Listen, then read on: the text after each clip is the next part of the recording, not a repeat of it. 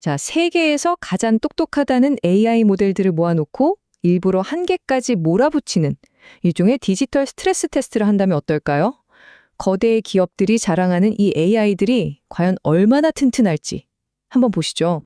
오늘 우리가 파헤쳐볼 핵심 질문은 바로 이겁니다. 이렇게만 정교하게 만들어진 AI의 안전장치를 우회해서 원래는 절대 해서는 안 될 위험한 행동을 하도록 유도하는 게 과연 가능할까요? 이 질문에 대한 답이 어쩌면 AI의 미래를 결정할 수도 있습니다. 네, 그래서 오늘 우리가 따라가 볼 이야기의 흐름은 이렇습니다.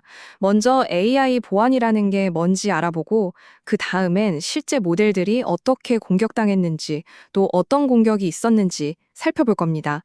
마지막엔 종합성적표를 보고 앞으로의 과제까지 짚어보겠습니다. 자, 첫 번째 순서입니다.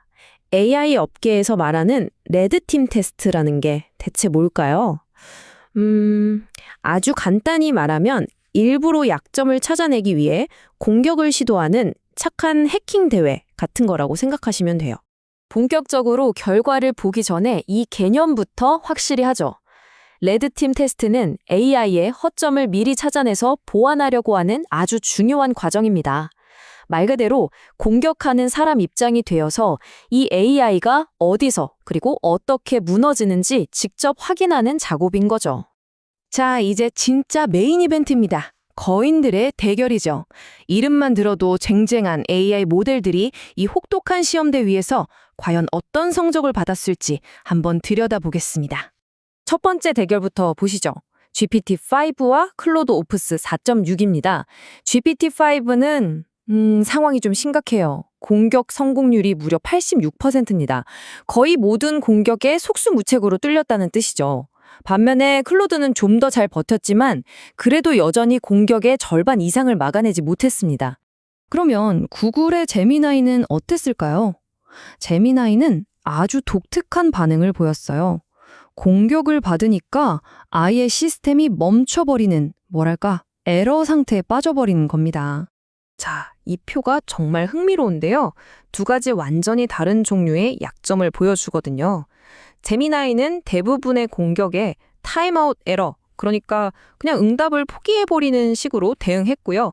반면에 그록은 오토단이라는 공격은 명확하게 차단해냈지만 다른 공격들에는 그대로 취약점을 드러내고 말았죠.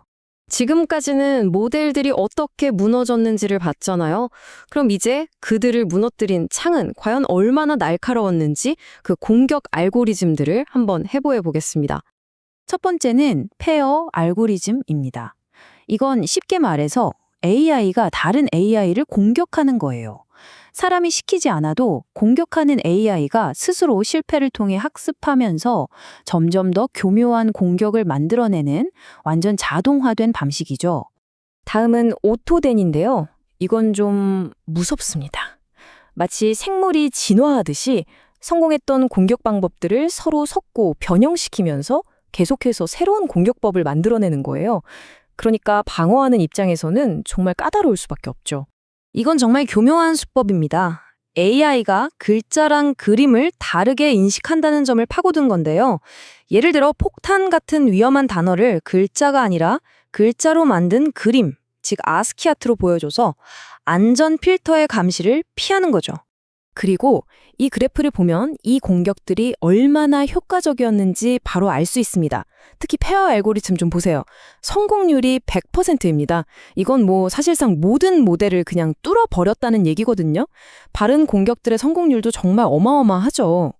그런데 이 수많은 공격 기법들 중에서도 전문가들이 가장 효과적이고 또 가장 우려스럽다고 콕 집어서 말한 게 있습니다. 바로 TAP 알고리즘입니다. 탭이 왜 그렇게 강력했을까요? 이 알고리즘은 마치 수많은 갈림길이 있는 미로를 푸는 것과 같아요. 일단 가능한 모든 공격 경로를 나무처럼 쫙 펼쳐놓고 동시에 시도해봅니다.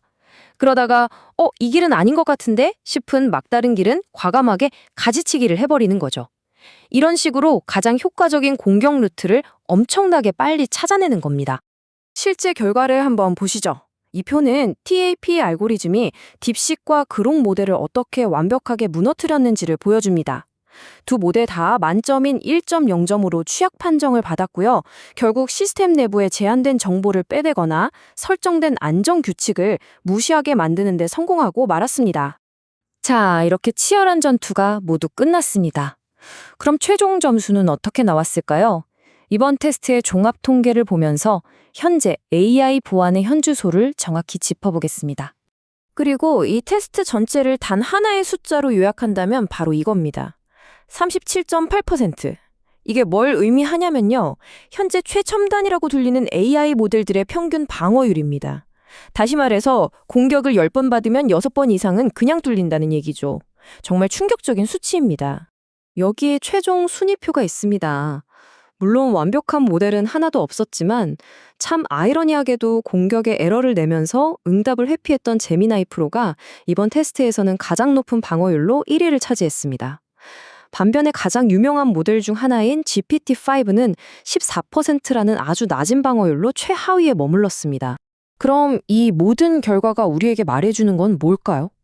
이건 결국 계속해서 더 날카로워지는 공격 기술이라는 창과 그걸 막아내야 하는 방어 기술이라는 방패 사이에 끝나지 않는 싸움에 대한 이야기입니다. 자, 이번 분석에서 우리가 꼭 기억해야 할 몇 가지를 정리해 보겠습니다. 첫째, 지금 우리가 최고라고 생각하는 AI들도 심각한 약점을 가지고 있다는 것. 둘째, 공격 기술이 방어 기술보다 더 빠르게 발전하고 있다는 것. 그리고 마지막으로 어떻게 실패하는지가 얼마나 잘 방어하는지만큼이나 중요할 수 있다는 사실입니다. 마지막으로 여러분께 이 질문을 던지면서 마무리하고 싶습니다. 앞으로 AI는 우리 삶에 훨씬 더 깊숙이 들어올 텐데요. 과연 우리는 계속해서 똑똑해지는 이 창들을 막아낼 수 있을 만큼 튼튼한 방패를 만들어낼 수 있을까요? 이게 바로 우리 모두에게 주어진 숙제일 겁니다.